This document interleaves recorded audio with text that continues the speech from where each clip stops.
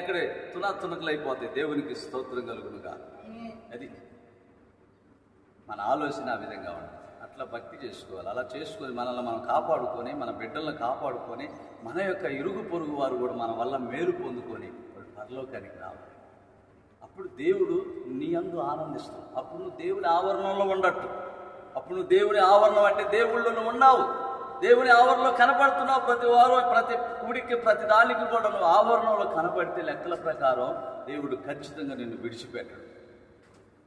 హల్లెలూయా. బాధ కలిగినప్పుడు ఆవరణంలో కనపడటం, బాధ లేనప్పుడు ఆవరణాన్ని విడిచిపెట్టి చీకటిలో దయ్యాల మధ్య లేనిపోయి అన్ని కొనుక్కొచ్చుకొని పెట్టుకోవటం మంచిదా? ఇది మంచిదే చెప్పండి అమ్మా. ఏది మంచిది?